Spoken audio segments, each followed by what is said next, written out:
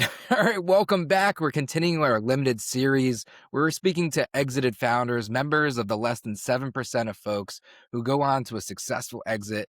Today's going to be an amazing episode, lots of ebbs and flows in terms of the story, lived, learned lessons that we're going to discuss today, the most valuable possible. We have joining us Nick. Welcome to the pod, Bootstrapping to Billions. Thanks for having me.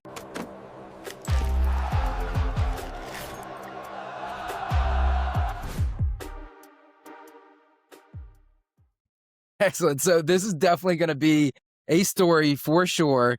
We did the pre-show read-in, and so that I could bring the audience into the loop.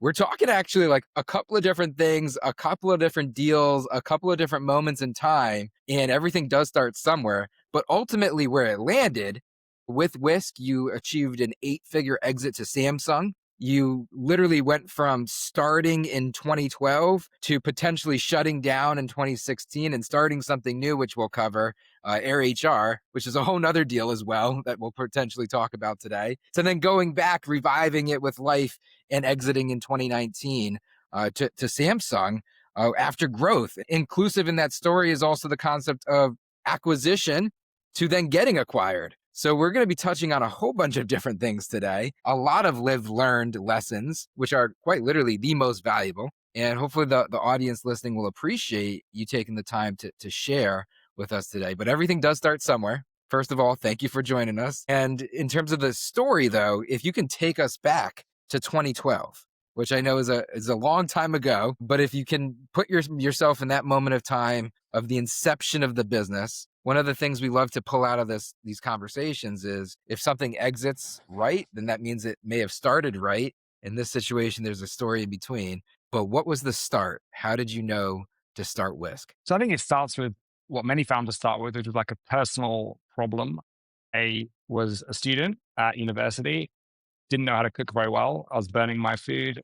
I wasn't getting the right ingredients. It was like I loved eating the food, but wasn't very good at cooking it. So I was like, surely there's a better way of doing this. So I had an idea to build this app that would help me do that. Where it actually really kind of took off and became a business was kind of an interesting story. A friend of mine forwarded me an application to go on a TV show called the BBC Apprentice. So I was accepted onto the TV program with a whole bunch of different whirlwind story there. Got to the final of the show, didn't win, but because the final was viewed by like 12 million people, which is a relatively large percentage of the UK population, was inundated with people saying, hey, we'll want to invest, we want to join the team, we want to partner with you. And that really very, very quickly went from like an idea to actually I have a team, money, everything to get going. So that was the very beginning, was a personal problem and then kind of an opportunity because of lots of inbound interest. Yeah, so you were quite literally thrown into this to a certain extent, which is, remarkable. Talk about additional dynamics to the story. It just keeps getting layered like an onion, peeling it back. So, well, talk to me about that experience being on the show. So you're a young guy in university, out of university.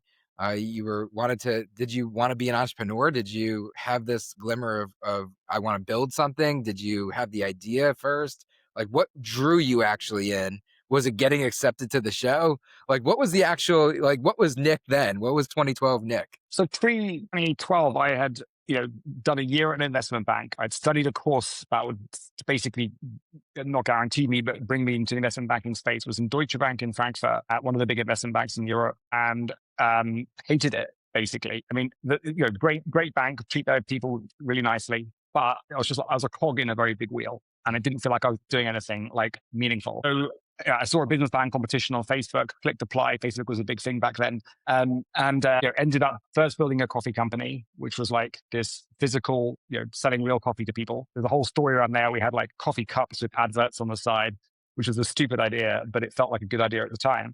And it won a few business plan competitions. And I founded that with bank loans, sold that to a local coffee company in my local city. Didn't really work very well. Ended up building a QR code used to put QR codes on the adverts so people could scan them with their phones. This was before QR code scanners were pre-installed on phones, so it was really hard to get off the ground too. And there's that moment where I'd done a few different businesses. I realized I'd done tech a lot of my kind of early childhood, building websites for people and stuff. So I was always drawn to that. And I realized in tech, things are if you get it right, if you get product market fit, you can scale very, very quickly. And I found that really attractive. That was a little bit in the background. And then I had this idea for Whisk, which I thought would be much bigger as an idea and could be like really impactful to people's lives. At the same time, grocery retail stores were becoming like more connected to the internet. So I thought maybe I could build something that allows kind of automate some of the kind of food process with that.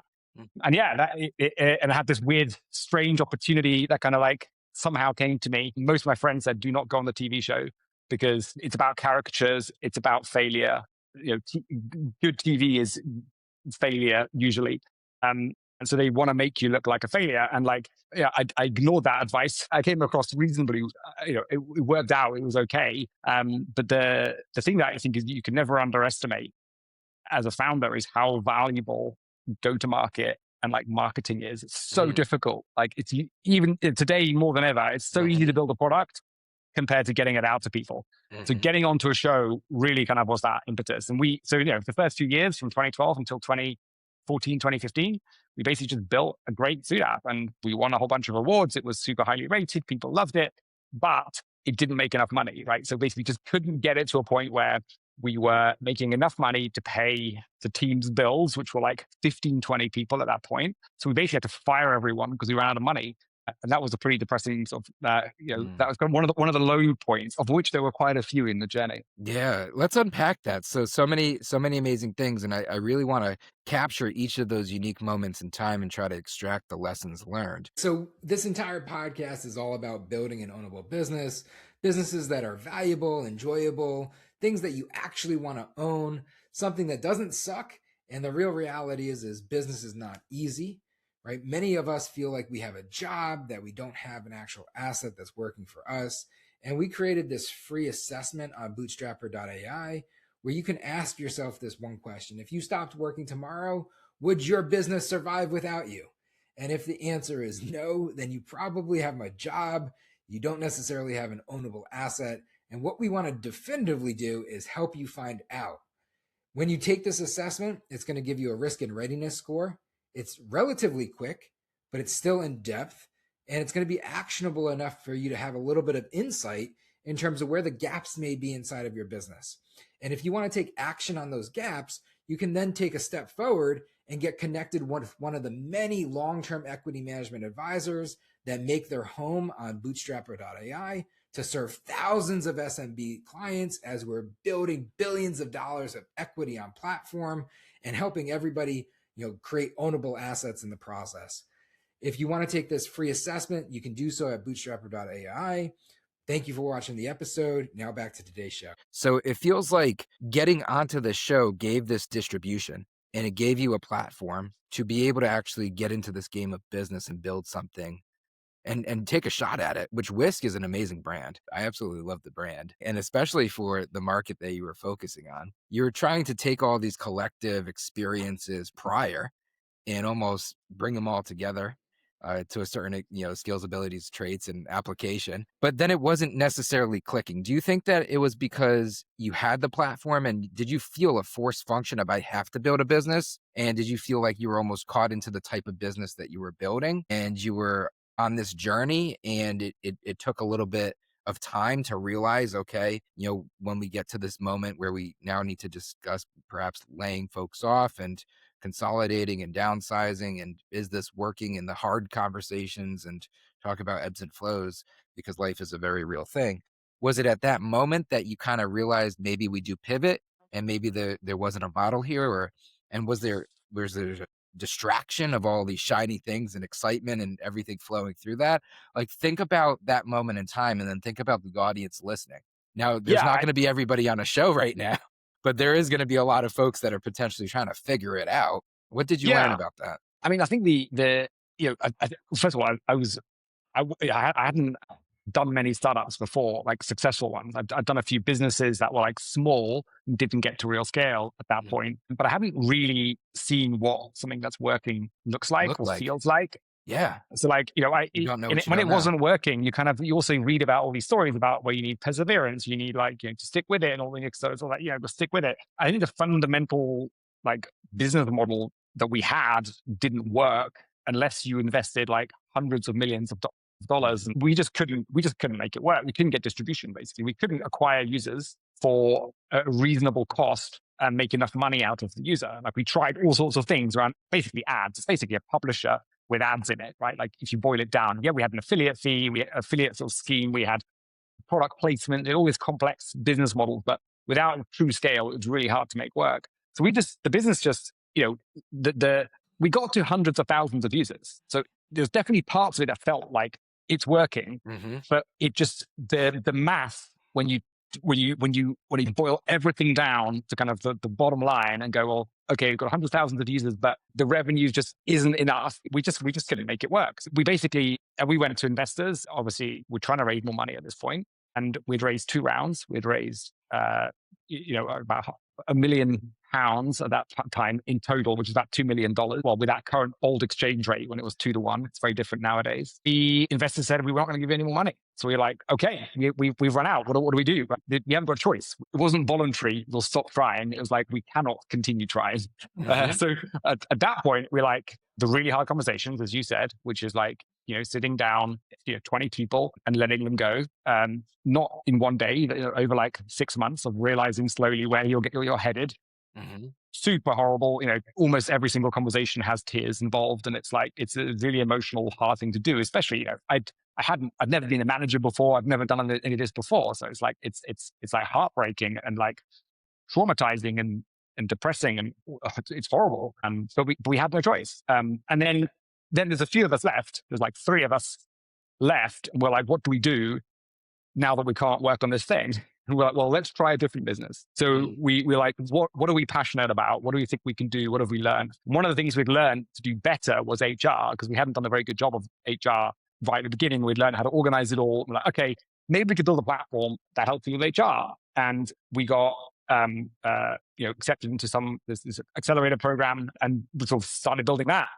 And that was, at that point, we had, I think, built an amazing product on AirHR, as in, I still think one of the best products actually in the HR market. I'm really proud of what we built. And the product was growing. It was growing, the sort of CAC to LTV ratio was positive, but it took a bit of time to get the payback on it. But we suddenly had these inquiries that were coming through on the Whisk side saying, hey, some of these big companies like Samsung and Walmart and Amazon and Food Network and some of the really big kind of publishers, some of the big CPG brands, manufacturers of food, and some of the big retailers, all saying, hey, can we use your technology? We want to integrate. We're like, this is kind of strange. Just talk to them. And then we had no money in the business. So we're like, we're not going to do it. We can't do it for free. We have no money.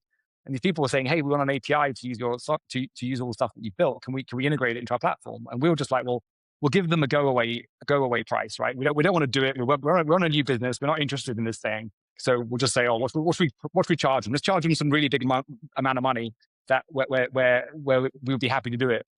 They kept saying yes. And like literally from 2016 to 2018, we doubled every few months. We became profitable. We were doing 30, 40% EBITDA despite the doubling of headcount. So we're like making good money. It was an amazing time. Probably one of my favorite, where your product works, you have money in the bank, bank's increasing. It just feels great. And suddenly we had like 20 people and then 30 people. And suddenly had all these people coming in saying, hey, we want to buy you. So we had Samsung and 2 other Samsung-sized or bigger kind of really big players all come to us. And there's probably like another 5 or so in addition to that, which didn't send us a term sheet. The 3 of them gave us term sheets and like, said, hey, like serious dollar like figures, like, 8-digit kind of numbers to buy our team and buy the product and buy the technology platform. And at that point, there's so many things that let's take a second and pause and unpack, because we got to let's appreciate and then elevate and then celebrate each of these moments in time, because we just covered a lot. I think we just actually covered 3 years in terms of experiences. So the very first thing that we want to talk about is this moment in time that is absolutely heartbreaking, because you feel like you've let everybody down and you're winding down and you're having these very tough conversations with the team, which that's around that 2016 range. And the byproduct of this is, okay, we failed here, and every start is the potential of a new beginning.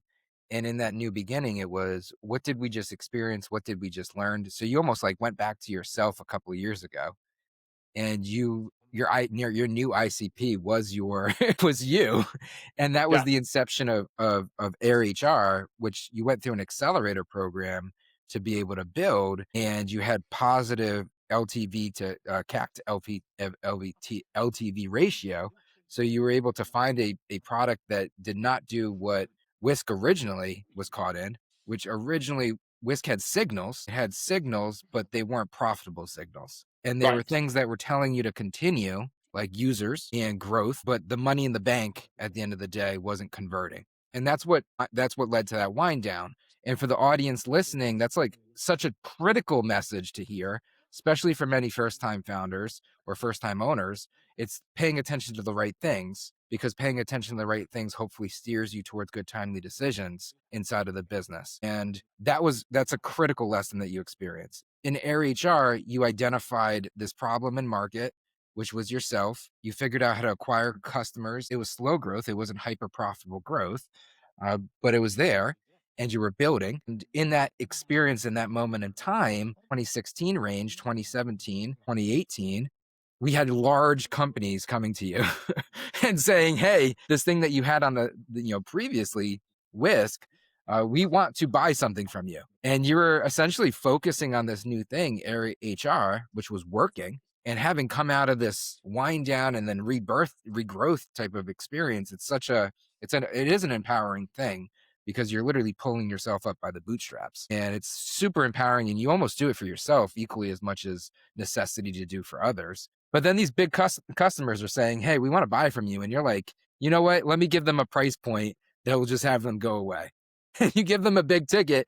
And the thing that I heard that was different this time is inbound. So I want to definitely stop, Yeah. pause, and appreciate and unpack why that demand existed. But then you connected, we're not doing this for free, and you gave them a big price point, and you figure out the money, the profit in the pocket into the model for Whisk the second time. Why do you think the demand came? So why do you think these big companies all of a sudden, A, how did they find Whisk? B, like, how did they know to go to you? And what were they actually asking for? What was the why behind the market demand? Yeah. Everyone basically wanted to create smart food experiences and recipe experiences that were connected to grocery, because grocery was growing super fast. A lot of the Was this revenue for like these. the Amazon Whole Foods acquisition era? Yeah, exactly. Just before that. And the Yeah. interesting thing as well is, actually, we were a UK company, and the UK is actually ahead of the US. It's one of the areas where it's ahead of the US on grocery delivery, digital, online grocery purchase and then delivery. And the reason is just because of the density of our little island, is that, like, you can afford to do it more here, right? So the unit economics work really well on our island compared to the US, which is way more spread out. You have different players covering different parts of the US, right? We were ahead of the market. We were the global leader, like, truly, in this super niche space. Our brand had been around for quite a long time at that point. We've been around for 4 or 5 years, which in startup land is a relatively long time. Yeah, the We were distribution was there. Yeah, we had a good product. It worked well. People could see it. They were like, it wasn't like behind the sales demo wall or something. It was like anybody could come and see it. And we'd been written about a whole bunch. Like, people knew of us. We were A lot of the other startups in that era had gone bust. We had managed to kind of hang on. Well, first of all, we didn't go technically bust, but we were very, very close. You wind it down, yeah. $0 in the bank, right? But, like, we had also run the business with very little capital compared to some of the other players that tried. Other people that tried had raised 5, 10, $20 million, usually based in the US with very expensive payrolls. We had basically built it in Europe, which was quite a lot cheaper at the time, but also built a distributed team. So we'd basically been able to run it at a lower cost and survive and build good technology. So basically, just the market changed. The people suddenly wanted to make connected, smarter recipe experiences. All the big grocery stores, the major ones around the world, all wanted to do it at the same time. All the publishers wanted to integrate, and all the food manufacturers wanted to have their products featured. So they all looked, who can we go to? We were always, like, within the top 5 they contacted. So this interest just came out of kind of like a trend. There's a trend in the market that took an uptick, and you were positioned perfectly with where And I you think this already is like were. I'm curious though, such an why didn't important thing about timing, right? Timing is so important and you so always underestimate it. And I've always been slightly, the QR code business I did in 11 or 10 or something. If I had done that during COVID, it would have been maybe a bigger business than Whisk because everyone wanted QR codes, but I didn't. I did it in 2011 when there was no QR code scanners on high phones. friction? So Yeah. it was huge. It made no sense, right? So timing matters so much. And if I look back, like that's one of the big things that I've lessons for me as well. Is like timing. If you're too early in the market, unless you can hang on, you're going to fail. Yeah, sometimes you just need to be, because like in this situation, to be able to replicate, say you identified the trend and you wanted to position yourself, it would have been extremely expensive and it would have taken a ton of money to solve the problem of time that you had.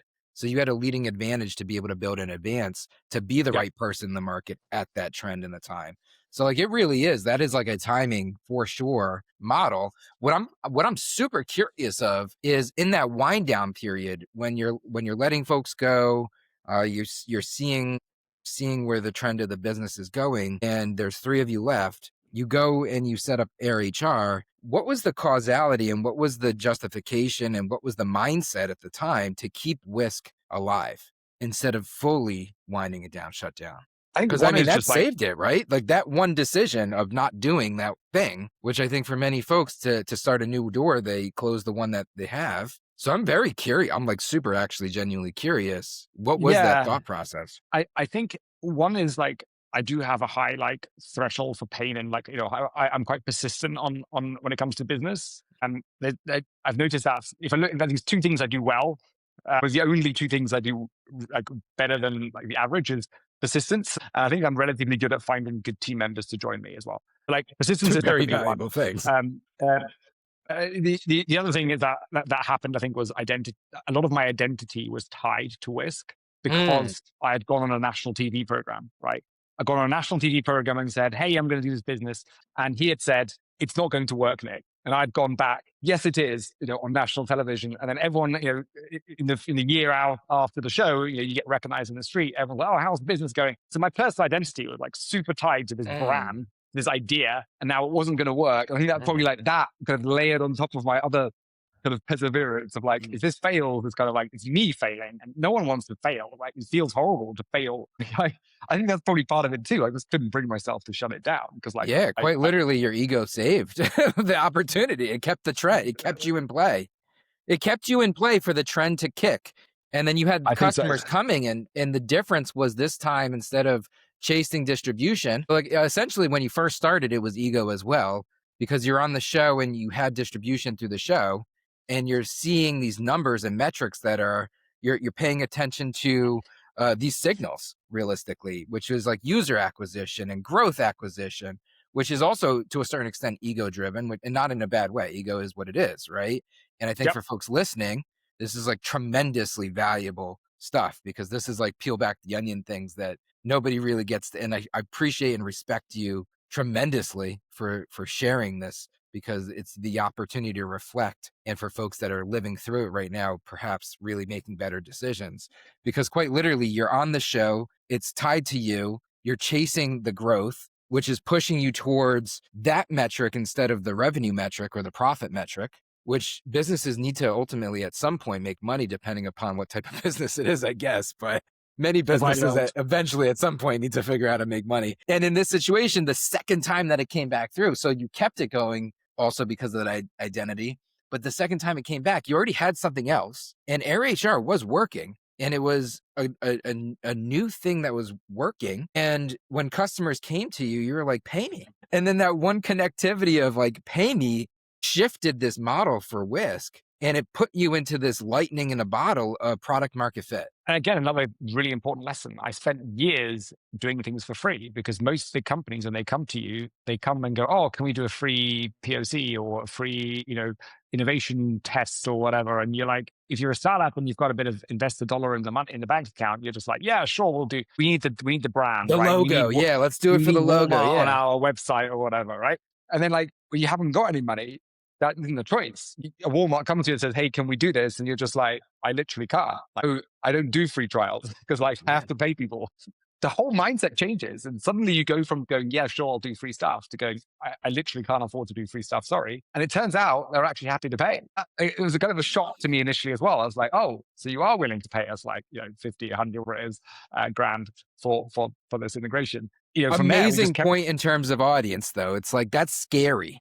Like what you just said is so scary for so many people listening, and they're probably sitting at home like, man, I'm super guilty of that. I probably just did that yesterday, type of thing. But it's like, yeah, when something's valuable, like people pay for value. And like, that's a great way to confirm that what you're doing is a good thing to do. Yeah. Yeah. But initially, I mean, I didn't do it either, right? I mean, it's so easy not to, because you just like, you're desperate. I mean, you are desperate for like recognition. One of the big logos really helps you in getting more customers, and it makes you look trustworthy. So you're kind of, if some big company comes to you, you're willing to give them massive discounts or do it for free just because you want them on board. But yeah, turns out, at least in our situation, if you just say no, they're also willing to pay you, and they actually have quite a lot of, and they have quite a lot of money as well. And also the people who make the decisions on what to pay you, it's not their money. They don't really care. Yeah. So like, as long as Sometimes it's like, easier.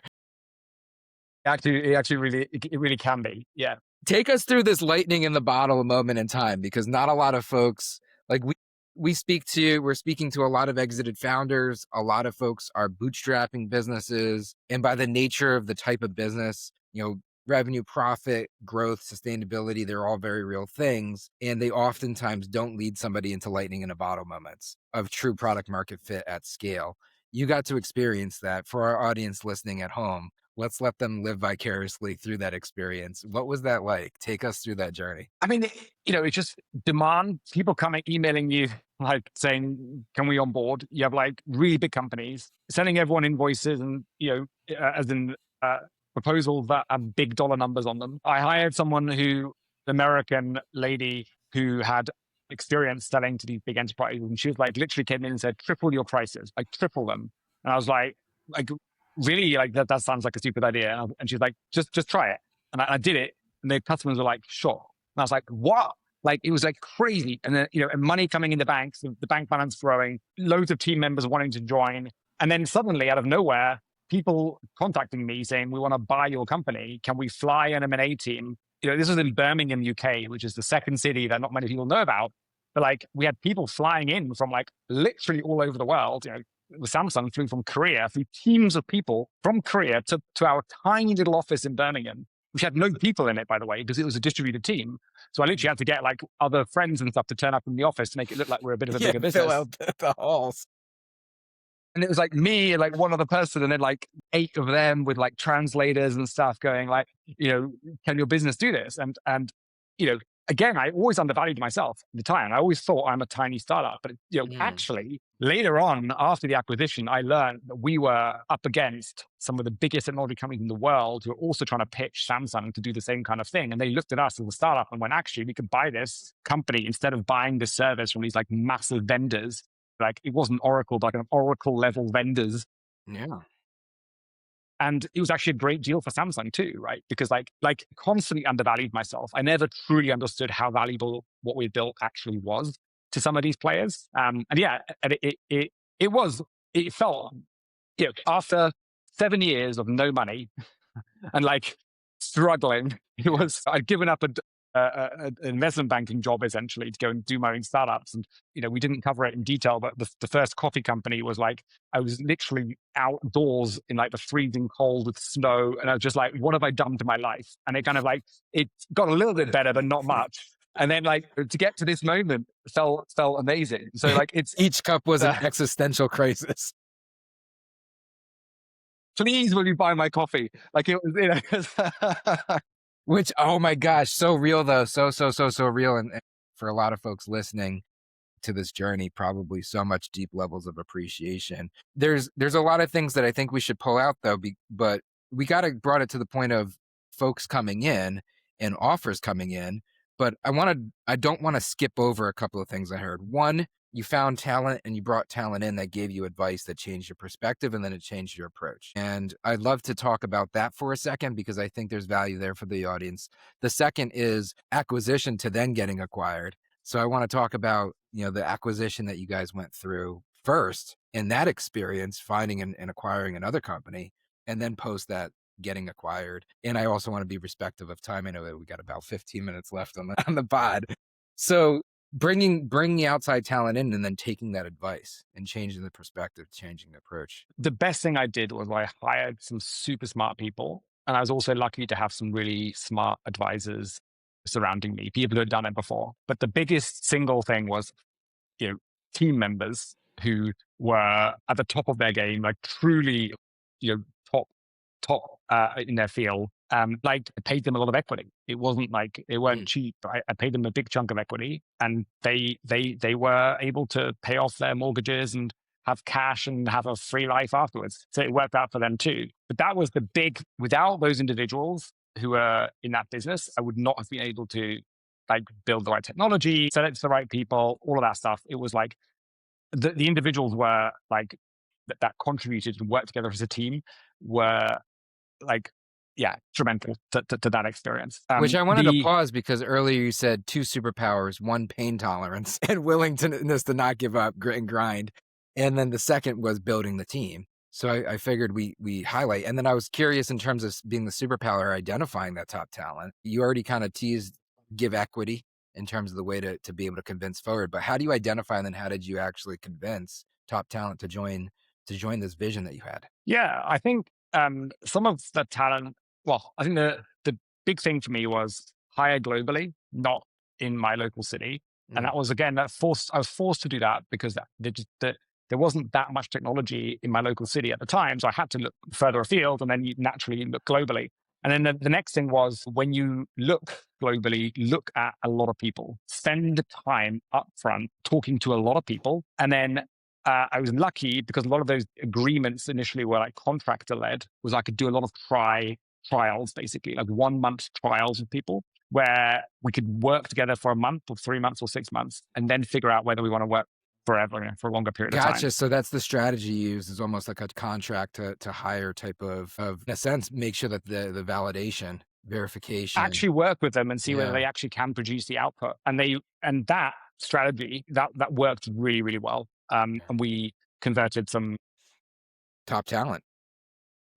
And then from the acquisition side, where did that concept come from? So who did you acquire if we want to talk about it? And then how? Like, where did the idea come from of, hey, like we're growing, we got lightning in a bottle, product market fit, like things are good right now. We're on the opposite side of that Uno card from before, right? We're on the reverse Uno. What are we doing in terms of finding and how did this idea come about? What was that experience like, the whole journey? And then how did it get you to the point where then you got acquired and the whole, take us through that. So we were like profitable, we were growing. I had like a formula in my head for like, each customer's worth this much money to us. It kind of everything. It was also there's a marketplace dynamic. So each new person on the platform like would add value to our platform, and beyond just the dollar revenues they directly brought. And this other company called Avocando, based in Germany. They had a founder was called Chris. And I reached out. I actually I didn't have any intention of buying their company. I just saw I don't know why they popped up on my LinkedIn or something. And I kind of reached out, viewed his profile and said, hey, what lessons have you got for Germany or something like that? Just sort of a random message. And he was like, oh, let's talk. And I went on the call and he was like, why do you ask? Like, we think there's lots of synergies with what you're doing. How about we do a partnership? And we kind of spoke about it. And then we're like, actually, how about we acquire your business, based on, and we just did some formulas where like, based on the revenue and the growth and the size of their platform, and what it would add to our platform, it just made sense for us to do a deal. The money math was there. The money math was there. It was actually relatively simple. It wasn't that hard to get to. Like it was quite an obvious thing. I didn't know it was a partnership outreach. So it was an organic LinkedIn audience, LinkedIn works. Yep. Organically found this individual, had a conversation, and the initial place to go was really partnership. It was partnership prior to acquisition. Yep. And then in conversation around partnership, it just started to model. And the math started to be honest, that was kind of also the inbound stuff that we had for Whisk was the same. So there's the inbound stuff we had for acquisition offers. We were partnered with a lot of the big companies that wanted to buy us before they reached out to buy us. So they already had integrations. They were already on our platform. They already used us and they saw the value in us. And then that's kind of, I guess, why we were on the M&A team's radar. And then, for Chris and Avocando, I mean, he joined our team as well. And so did his co-founder. And Chris stayed for like I don't know, 5-6 years or something, like a long time. Like he led part of our product as well. So he was a great founder. Acme hire, yeah. Yeah. Well, let's talk about that. So, if we can we talk about the way that you structured that deal? I mean, it was cash. It was a cash deal, and I think there was some element of additional like incentive for revenue that was generated, but it was basically a cash deal. And it just made sense for you. So this was something that you were Yeah. organically able to go through and just kind of figure it out. And you guys just Yep. figured it out together and just made sense. The math kind of mathed. On the other Yep. side, though, Samsung coming in, what was that experience like? Did you bring in did you have other folks coming into the conversations at that stage? What was that Yeah. exit experience like? And what was it like working with a corporate M&A team going through an exit? I mean, so many people involved. They had like multiple law firms. We had one law firm. We had an M&A advisor that also helped a little bit on the negotiation side between the different people that were interested. It's easier to kind of like have someone who helps negotiate that's like a little bit independent of you. Although I think I could argue it both ways. I think there's also a lot of value in doing it yourself as a founder. One regret I have slightly on the process was if you have too many advisors, you basically pass on responsibility to them psychologically, even if it's not like legally or like whatever. It's like psychologically, you're like, oh, they'll do that part. And Mm. actually, I think the managing the acquisition is such an important thing to do as a founder as well. So some lessons there, I think that some things I would do the same, some things I would do differently. But we had loads of moving parts. Suddenly, it took about 6 months, which is way longer than you hear But in the about media. that's what it should be about. Yeah. Yeah, there's just huge amounts of documents. The term sheet stuff was fascinating. Like we literally had people tell us like, this is our final offer. We're not going to go any higher. And then I'm like, okay, in that case, I'm going with the other party because they're like literally a better offer. And then the It's other the party third was like, time and they've they're like, told you that. yeah, and then they're like, wait, actually, we'll like, it was like, so negotiation is like hilarious and fun to watch or watch and be part of. Lots of in the moment like tips of what to do. If one of your listeners, watchers are just going through it, happy to share some of the detail. Yeah.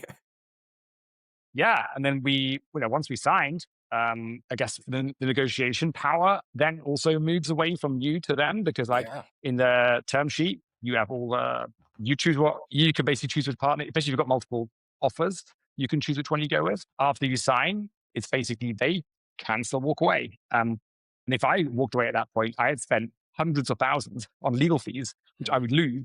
So I could walk away, but you start to kind of, the distraction, the money investment, you start to rack up quite a lot of costs where you kind of don't want to walk away anymore, or you want it to go through. I guess what you don't appreciate is with corporates, how many approval levels they also need to have on their side. Like the M&A team puts together a proposal internally. First, there's one person internally that thinks it's a good idea to kind of investigate buying you. As a founder, you think, wow, they want to buy me. Not true. Just one individual thinks it might be a good idea. Then they go to the M&A team, and the M&A head of M&A or whatever goes, yeah, let's have a look at this one. And there's maybe an MOU or something, and you think, wow, they want to buy me. Still not true, right? Then the M&A team has to go to the CFO or whatever and get the full approval. At that point, like, you've probably got a deal, but I'm not sure what percentage falls through at that point, but it's probably a reasonable number, like maybe like over 50%, I would assume, right? There's a whole bunch of like stuff you have to go through. We all flew into it. The whole team flew into one location, all flew into Tel Aviv, did like a due diligence week where they interviewed all of our team members, like made sure that we were what we said we were. Did technical due diligence, ran these like crawlers through our code base to make sure that it wasn't a bunch of open source stuff or that we weren't violating any licenses. Yeah. And then, looked through every single contract. It was like intense. It wasn't straightforward at all. But then after the acquisition, it was done. You kind of understand why, because they take on that entity, they own that thing, and they take on all the risk. And, the list. and for them, they had a big vision. They were like, day one, they were like, scale this thing from 30 to 120 people. We want this thing to be way bigger. We want it to do like way more, scale it. And for them, so they're not thinking about it as like a 30-person team and a product with 30 people. They're thinking about it as this is a much bigger thing for them. They want us to be really, really big. And they rebranded it to Samsung Food, which is now like one of the marquee key apps on the Samsung phone. So they had a big kind of, the whole logic for them to go through the acquisition is because they want it to be way bigger than you are. So like you're selling what you have, but they're buying what they hope it will be. Their vision of it, yeah. The potential. Yeah, they're buying into the potential and it needs to be executed. Where you respond, I definitely want to touch on a couple of things before I mean, there's just so much value here. So, a couple of things. One would be the anxiety in the process, because I don't want to move us out of the process yet. I want to really extract as much value of those moments in time so that we can be in tune with what you were experiencing, and then the folks listening at home can pay attention as well and almost be proactive if possible to some of those things that were anxiety, hair on deal, red flags, those things. And then also very interested in terms of the post acquisition, the post exit integration, and what your involvement and what that experience was like. And then also like the fact that ego was a part of this whole deal in a big way, what it was like giving it up. I mean, so much to unpack there. I'll cover a few of the items, and you probably need to remind me whatever I missed. But the first thing is, on the identity side, it felt amazing to have validation that the thing succeeded. That thing that I had tied a lot of my identity to was now a success. And actually, it made me feel like I was successful up to a point, and then you kind of realize I could be more successful because your bar changes, right? And then I'm now a founder of a new thing, and you have kind of this second time founder anxiety of like, can I do it again? If I go again, can I do it again? And if I go again and I fail, will I be a failure now? There's like so many like complex things there. But then the main thing for me was after I'd sold was on the identity side was like I'd sold part of like what felt like me. What do I do now? Like, and I had to stay for 3 years. It was an all cash deal. They paid it in cash, but some of it was in escrow. That's a great part of doing with corporate. That's a good deal. Some of it was in escrow, and the only way that I wouldn't get the money was if I quit. As long as they fired me, I'd get the money. If I quit myself, then I would lose the money, part of the money. So I didn't quit, obviously, and I wasn't intending to quit. I think the one carve out was like if I was fired for an offense which I was put in prison for, then I wouldn't get the money. But like that's really unlikely because I'm not going to do anything that puts me in prison. Right? That's literally going through deal terms with the lawyer. The thing was I'd sold it. I felt I'd lost part of me. I ended up staying with the company for with them 6, 7 years because I actually loved the team. I loved the product. I built that team. I built that product. I didn't want to leave them. But I always felt like I need to do something else. So I hired a personal coach. The personal coach took me through this whole diaries of things that I enjoy, things that I enjoyed in the history of the company and stuff. And that kind of led me to the realization that I want to start another company again, which is what I ultimately did. But which is GitLaw. Which is GitLaw to try and make legal documents free to create and review. The post-merger integration stuff was also super interesting. Teams of people involved in helping us integrate into this large enterprise. And what they basically did was they left us alone. They basically left us in a separate entity. It's still a separate entity. And it's that has been amazing because it allows us to move super fast despite being part of this much, much larger. So they let you kind of just continue to operate in a sense on your own without any tremendous integration pressure. And that allowed it to just work. Yeah, we are on, kill the deal. We use Macs, we use Gmail, we use all the kind of tools that startups use, not Windows, not Knox, email, which is their email system. That has problems with it too, but the advantages are that we're able to kind of keep a lot of the DNA of the team. It's also a distributed team, right? So our team goes to one location once a year, like an offsite for a week. And a lot of these locations that we do these offsites in sound like holiday destinations, especially for a Korean, because they're often European or kind of capitals, which sound like holiday destinations. So I'm super grateful of Samsung to allow us to keep a lot of that DNA of our company. And basically not destroying the team and company. Yeah, I love slowly. Yeah.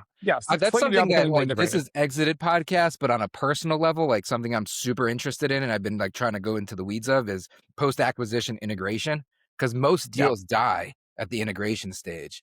And I've been trying to pick up a lot of case studies, different tiers and different levels. And I think that there's a lot of information that you could learn from that integration stage. And I'm finding that a lot of folks that get left alone tend to be more successful. And it's when bull in a china shop happens that deals end up dying.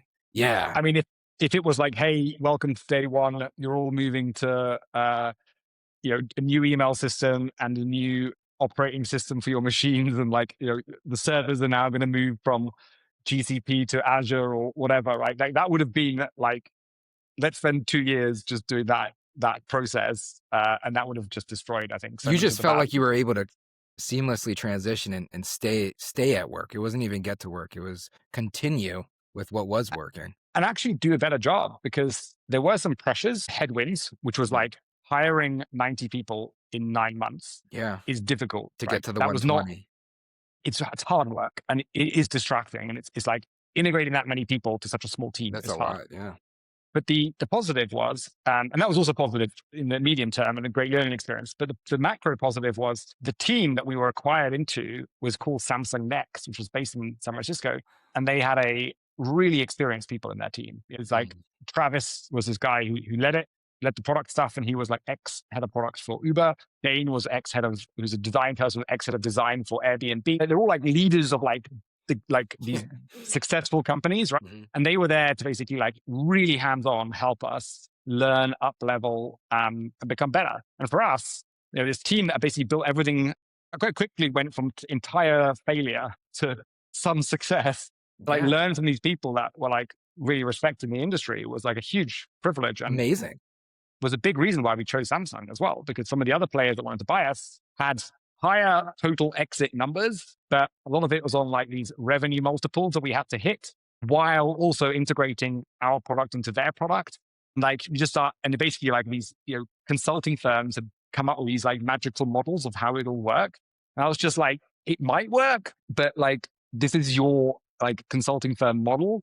There's like a lot of risk in this too. Yes, I Mhm. might get a bigger exit, but I also might not. The people I would work with were not, I didn't have as much like desire to work with. And Samsung had this like really good team. It was an all cash offer. And we were just like, this makes sense. Yeah, So that's also that's a pretty common story too, like these magical models that mystify the deal itself, and that oftentimes kills the deals, and it definitely yeah, kills that post-integration side of things for yeah, folks that listening don't proactively be able to see that. So you were given an integration team at Samsung, and they yeah, ultimately, but it was like a dedicated team that legitimately were some of the best folks in the world to be able to focus on that. How are you on time? I know yeah. that we're over on time. I'm good. I can go as long as you want. Okay, like because I want to make sure to wrap it up for sure, like with a good wrap in, and I don't want to rush it, but there I definitely want to be conscious as well. This is just such a phenomenal. Is there things in terms of the hair on the deal while you were in that experience, that 6 month period of time, that you just feel like folks listening in the audience, if they knew in advance to do, or if they knew in advance to avoid?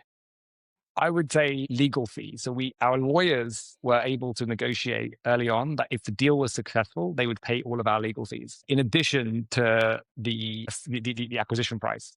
And then the other thing that we negotiated, which was probably a little bit more normal, was that all the cash in the bank would also be added on top of the acquisition price. Because remember, we were like a profitable business at that point, right? So we were a profitable business, growing, making money every single month. And it wasn't like huge numbers in total, but like it probably added an additional like, I don't know, 0.6 on top, Hmm. which, I owned, I think 70% of the company at that point, or 65% of the company, something like That's that. so sick, dude. That's amazing. Bringing it back into the episode though. So you were able to negotiate up front because you had advisors that helped you identify that you can to for the buy side to pay legal and Yep. pay fees Yep. when the deal goes through, which is amazing because usually sell side's coming out and paying on the advisory side. So that's like an amazing little asterisk.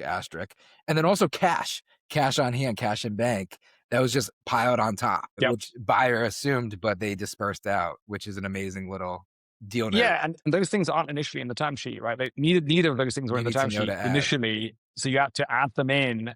And if you add them in, the second one, the cash, is quite common. So it's like, yeah, sure. But it does make a difference if you have got cash in the business, which we did. And then the legal thing is a little bit unusual, but not that unusual for this kind of, for like a Samsung type Yeah, company. quite large. Yeah. And so the lawyer on the deal knew that this could be one in certain situations, and said, let's put it in and see what happens. And they accepted it. So like it's those kind of like, this is where lawyers, like we haven't spoken about lawyers much, and my new business is all about legal. Yeah. But like good lawyers are super valuable in the process. They've seen, imagine someone that's like sat in on 1,000 of these deals and Hmm. has seen the nitty gritty of all the terms and knows everything, right? And like that kind of person is really valuable as an advisor when you're doing that negotiation, because they know the kind of they Yeah, know they the know the levers. unknowns. Yeah, you gotta know it to ask it, and you gotta ask it to add it. That's probably a good little sheet that we can create off of these episodes, is because we are extracting a lot of things in terms of little nuances. And I think collectively putting them together, just like the no to asks type of asterisks of a sheet, that would probably Yeah. a good little resource for everybody in terms of the audience. How did you get into GitLaw? So you were at Samsung for, I think you said six or 7 years Yeah. post acquisition integration. And then so that's a tremendous amount of time. I mean, you're talking like double the life cycle of the business in order to be able to acclimate towards post exit change. And then you found somebody to help you navigate and identify. And that seems to be a process. So I feel like there's a lot of value that maybe you could share, that you paid for, that folks in the audience could potentially extract. But then ultimately, how did you land on GitLaw? I'm curious in terms of the new inception of the new idea and the new identification of market, almost like double repeat, start again. Yeah.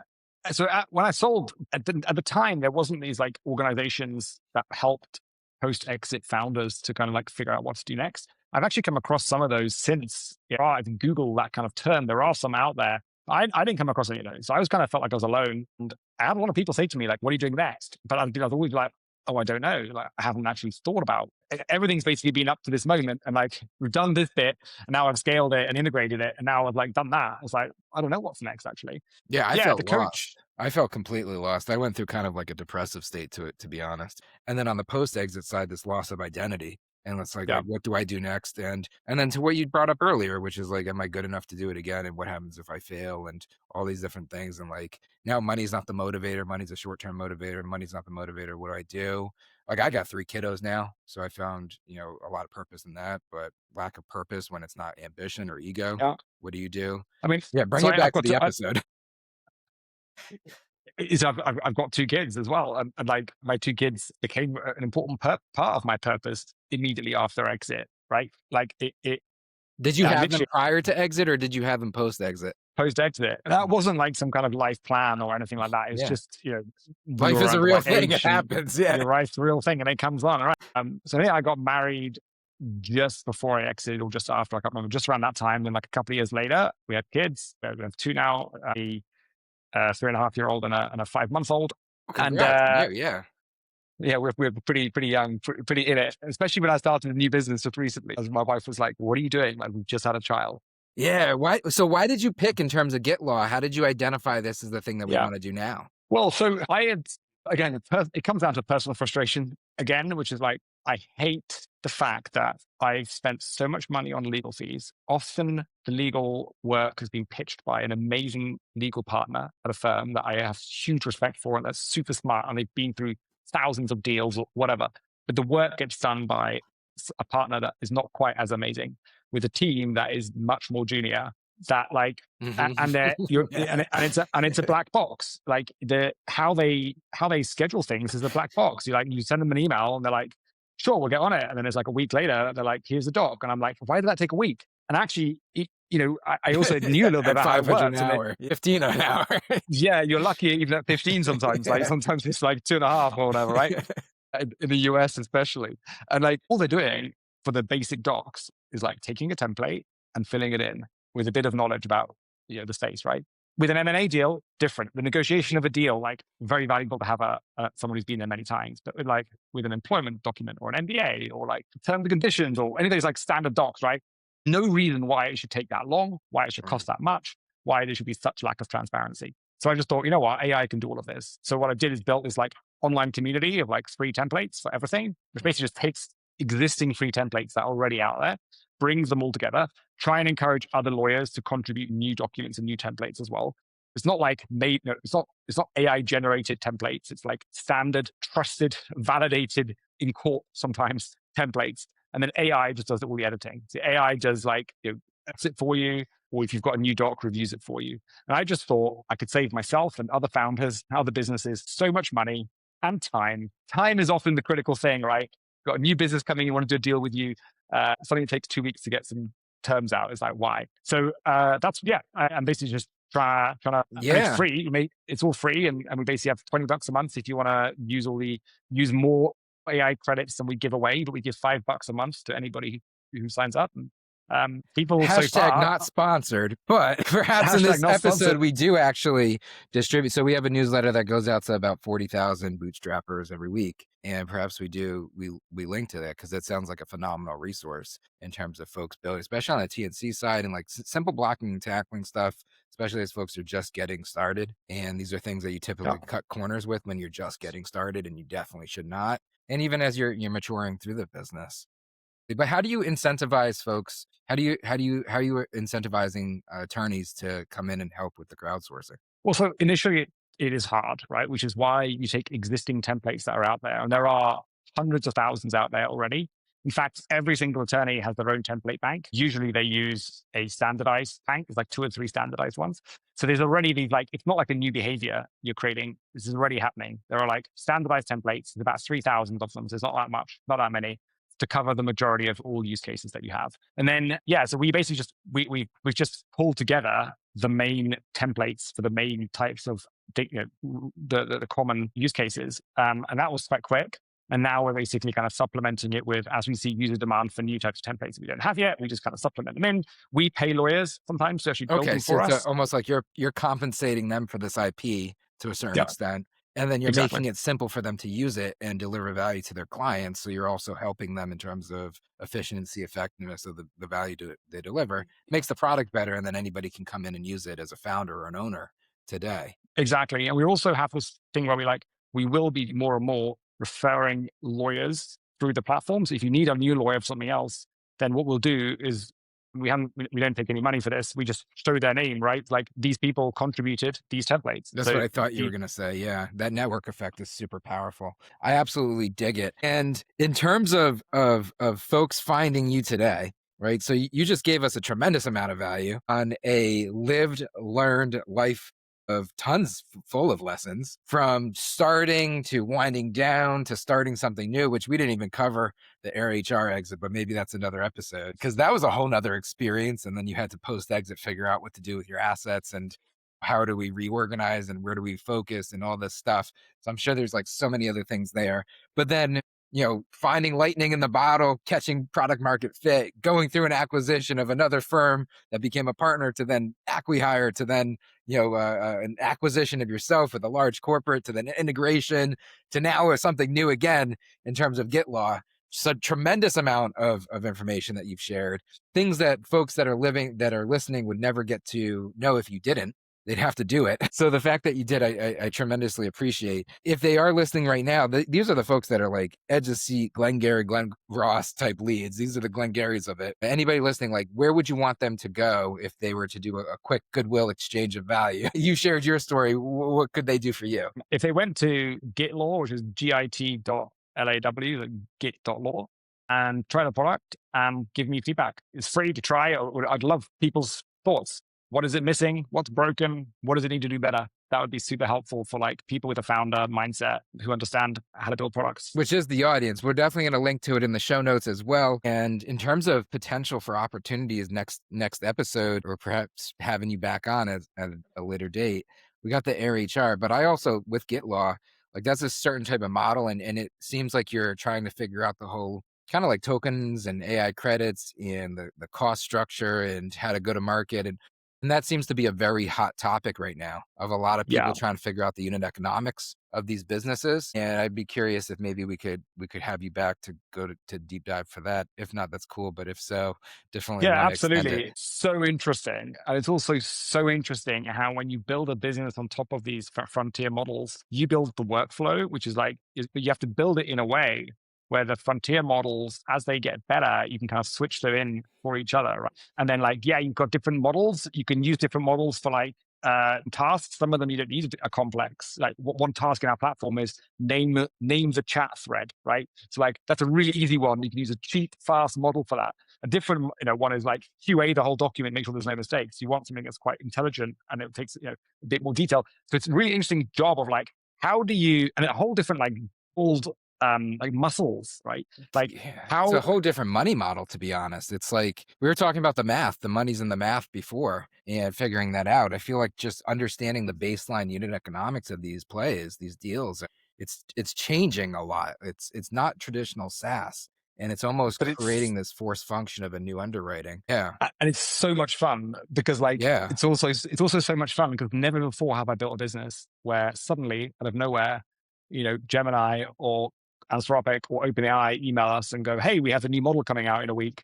And you're just like, oh, cool. The whole platform's going to get like 20% better. Just like, and I've done nothing. I'm just like, Yeah. I'm just like, it's amazing, right? Yeah. The problem, of course, is competition. Anybody can build so much faster, so much more easily. Competition is Distribution's different, the moat right now. Yeah. and distribution is hard as well, as we both know. I Coming back dig all it. the way back to the TV show.